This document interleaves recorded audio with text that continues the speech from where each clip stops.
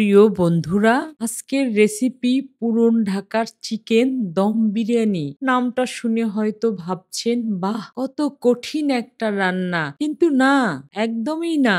এই বিরিয়ানিটা যতটা নামের দিক থেকে ভারী, বানাতে ততটাই সহজ। দেখুন তো, মাংসগুলো কি সুন্দর জুচি হয়েছে, পোলাওটা ঝরঝরে, প্রতিটা দানায় মাখা বিরিয়ানির সুগন্ধ, স্বাদে, ঘ্রাণে, রঙে একদম পুরন ঢাকার আসল বিরিয়ানির ছোঁয়া। যেন বড় কোনো বাবুর্চির হাতের তৈরি একদম নিখুঁত দম বিরিয়ানি। তাহলে আর দেরি কেন? চলুন ঝটপট দেখে নিই আজকের দুর্দান্ত রেসিপি পুরন ঢাকার চিকেন দম বিরিয়ানি। বিসমিল্লাহির রহমানির রহিম। এখানে দেশি 1.5 কেজি মোরগের মাংস আছে। এর ভেতরে আমি একে একে মশলাগুলো এখন দেব। লবণ পরিমাণ মতো, দারচিনি 3 টুকরা, তেজপাতা 3-4টা ছোট সাইজ, গোলমরিচ 10-12টা, লং 6-7টা, সাদা এলাচ 8-10টা, আদা বাটা সমান করে 2 টেবিল চামচ, রসুন বাটা 1.5 টেবিল চামচ, বাদাম বাটা 1 চামচ, এখানে যে কোনো বাদাম বাটা দেওয়া যাবে, কিশমিশ বাটা 1 চামচের মতো, সামান্য একটু পোস্ত বাটা, ঝাল স্বাদ অনুযায়ী 1 চামচ লাল মরিচের গুঁড়া, কালারের জন্য কাশ্মীরি লঙ্কার গুঁড়া 1 চামচ, একটা পিপেল মশলা গুঁড়ো করে দিলাম, জিরার গুঁড়া 2 চামচ, ফেটানো টক দই হাফ কাপের একটু কম হবে। যে তেলে পেঁয়াজ বেরেস্তা করেছি সেই তেলের সঙ্গে সমপরিমাণ সাদা তেল এবং সরিষার তেল মিক্স করে 1 কাপ দিলাম। পুরান ঢাকাতে সাদা তেল আর সরিষার তেল মিক্স করে চিকেন বিরিয়ানিটা করে। এখানে 1.5 কাপ পেঁয়াজ বেরেস্তা আছে, হাত দিয়ে ভেঙে দেব। পেঁয়াজ বেরেস্তা দিলে কালারটা যেমন সুন্দর হবে তেমনি সুঘ্রাণ হবে। এটা বিরিয়ানির মশলা আমার চ্যানেলে দেওয়া আছে, সেখান থেকে আমি 2 চামচ নিয়েছি। শাহি জিরা 1 চামচ, হেভি ক্রিম 1 টেবিল চামচের বেশি হবে, গুঁড়া দুধ 2 টেবিল চামচের মতো, আলু বোখরা 4টা। এখন আমি মশলাগুলো মাংসের সঙ্গে সুন্দরভাবে সময় নিয়ে মেখে নেব।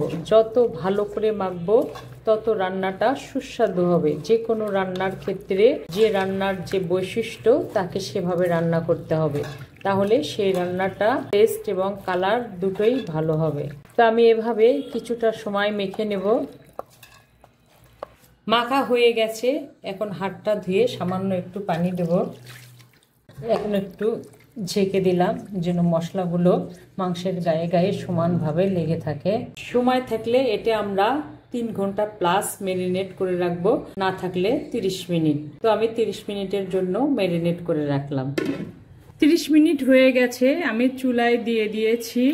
প্রথমে জালটা 5-6 মিনিট হাই দেব, তারপরে লো আর মিডিয়াম আছে রান্না করব। ফিরে এলাম 6 মিনিট পরে। মাংস থেকে কিন্তু প্রচুর পানি বেরিয়ে এসেছে। প্রথমে আগে এই মাংসের পানি দিয়ে ভালোভাবে কষিয়ে নেব যেন মশলাগুলো মাংসের ভেতরে সুন্দরভাবে ঢোকে, রান্নাটা অনেক সুস্বাদু হয়। ঢেকে দিলাম, আমি নাড়াচাড়ার মধ্যেই থাকবো যেন লেগে না যায়। ফিরে এলাম প্রায় 15 থেকে 16 মিনিট পরে। আমি মিডিয়াম আর লো জালে সুন্দরভাবে কষে নিয়েছি। দেখতে পাচ্ছেন কালারটা এত চমৎকার হয়েছে আর যে ঘ্রাণ আসছে, মাশাআল্লাহ, এখনই তো আমার খেতে ইচ্ছা করছে।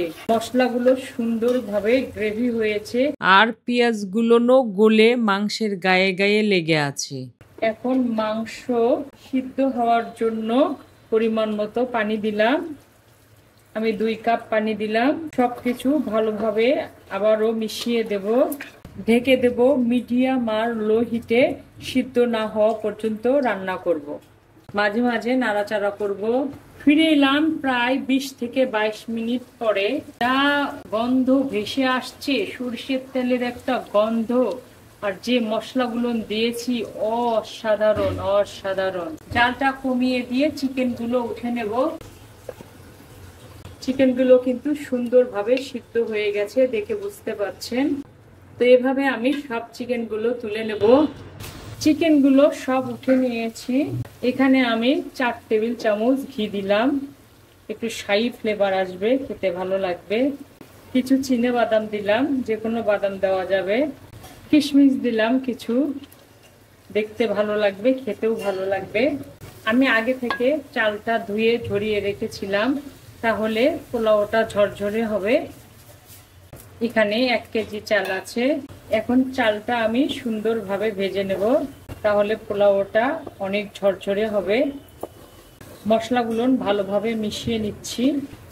এখানে গ্রেভির অনেক তেল আছে, একটু তেল দিয়ে দিচ্ছি।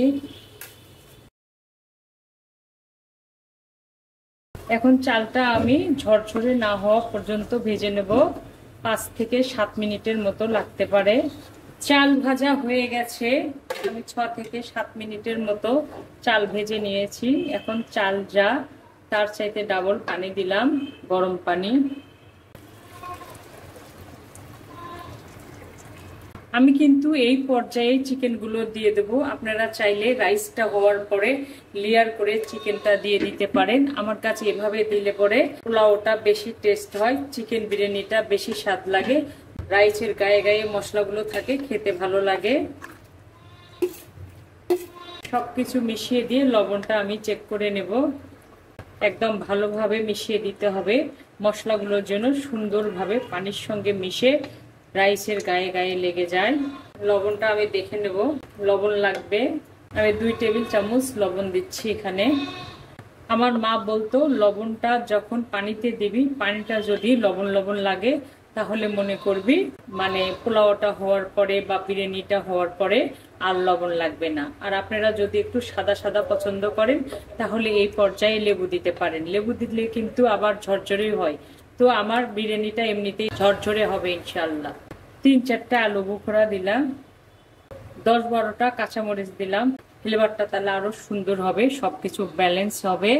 ঢেকে দিলাম, 7-8 মিনিট লাগবে পানিটা শুকিয়ে যেতে। ফিরে এলাম 7 থেকে 8 মিনিট পরে। চালটা বন্ধ করে দিলাম। যখন দেখবেন চতুর সাইড দিয়ে একটু একটু করে পানি আছে, ওই টাইমে জালটা বন্ধ করে দিবেন। ওই পানিতে ইনশাল্লাহ বাকি চালটা ফুটে যাবে। এই পর্যায়ে আমি একটু ধনে পাতা দিয়ে দিচ্ছি, যেহেতু চিকেন দম বিরিয়ানি। পুদিনা পাতা দিয়ে দিলাম, কেওড়া জল, গোলাপ জল দিয়ে দিলাম পরিমাণ মতো। একটু পেঁয়াজ বেরেস্তা দিয়ে দিলাম সুস্বাদু হওয়ার জন্য। পরিমাণ মতো ঘি দিয়ে দিলাম। 20 থেকে 25 মিনিটের মতো দমে রাখলাম। আপনারা চাইলে চতুর সাইড দিয়ে আটা মেখে দিতে পারেন, তো আমার ইনশাল্লাহ দেওয়া লাগবে না। তো 25 মিনিট পরে ইনশাল্লাহ ফিরে আসব। ফিরে এলাম 25 মিনিট পরে। ওয়াও, ও ঘ্রাণে তো একদম পুরো ঘর মাতোয়ারা হয়ে গেছে।